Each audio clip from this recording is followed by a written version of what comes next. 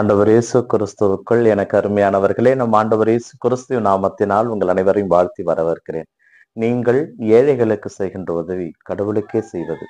அதனால் கடவுள் உங்களுக்கு தேவையானவற்றை 100 மடங்காக திரும்ப கொடுப்பார். நம்பிக்கையோடு அவரிடம் ஜெபிப்போம். பிரியமானவர்களே, பொதுக்காலம் 8வது வாரத்தில் வருகின்ற செவ்வாய்க்கிழமையில் இருக்கின்றோம். இன்றைய வாசக பகிர்வு நிகழ்விலே முதல் வாசகமாக சீராக்கினுடைய ஞான நூல் புத்தகத்திலிருந்து நமக்கு செய்தியில் கொடுக்கப்பட்டிருக்கிறது.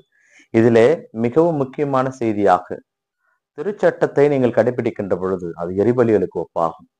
இறைவனுடைய கட்டளைகளை நீங்கள் கடைபிடிக்கின்ற பொழுது அது ஆண்டவருக்கு செலுத்துகின்ற பலியாக மாறும். நீங்கள் தர்மம் செய்கின்ற பொழுது அது நன்றி பலியாக மாறும். ஏனென்றால் நாம் செய்கின்ற ஒவ்வொரு செயலிலிருந்தும் கடவுள் அதற்குரியவற்றை எடுத்துக்கொள்கிறார்.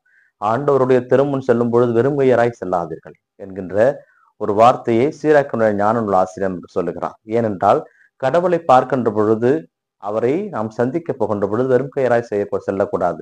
நம் பாவங்களையாவது அவரிடம் மறுக்கிட வேண்டும். ஆனால் கடவுள் ஒருதலை பட்சமாக செயல்படுவது கிடையாது. அவரிடம் நாம் கேட்கின்ற பொழுது அவர் நமக்கு திரும்ப கொடுப்பார்.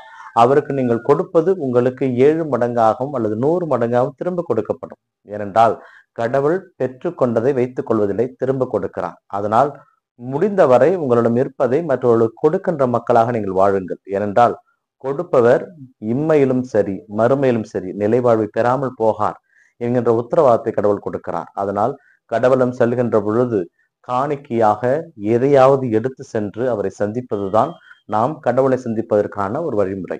ஏனென்றால் இன்றைய காலகட்டத்திலே ஒரு பெரிய மனிதரை நாம் சந்திக்க போகின்ற பொழுது கையிலே பழங்களை எடுத்து செல்வதல்லவா, அது போலதான் கடவுளை சந்திக்க செல்கிறீர்கள். உலகத்தை படைத்தவரை மருத்துவரை சந்திக்க செல்ல இருக்கிறீர்கள். அவரிடம் நீங்கள் செல்லுகின்ற பொழுது அவரிடம் உங்களுக்கு தேவையான வல்லமைகளை அவர் கொடுக்க காத்து கொண்டிருக்கிறார். இன்றைய நற்செய்தி வாசகத்தின் வழியாக மார்க்க நற்செய்தியாளர் நமக்கு சொல்லுவது, பேதுரு ஆண்டவரிடம் கேட்கிறார், ஆண்டவரே, நாங்கள் எல்லாவற்றையும் இழந்து விட்டு உம்மை பின்பற்றினோம், எங்களுக்கு என்ன கிடைக்கும் என்று. அப்பொழுது இயேசு சொல்லுகிறார், நீங்கள் என் பொருட்டு நற்செய்தியின் பொருட்டு இம்மையில் 100 மடங்காக வீடுகளையோ சகோதர சகோதரிகள் நீங்கள் பெறுவீர்கள். ஏனென்றால் நீங்கள் கடவுளோடு இருக்கிறீர்கள், கடவுளோடு வழி நடக்கிறீர்கள், கடவுளுடைய பணிகளை இணைந்திருக்கிறீர்கள்.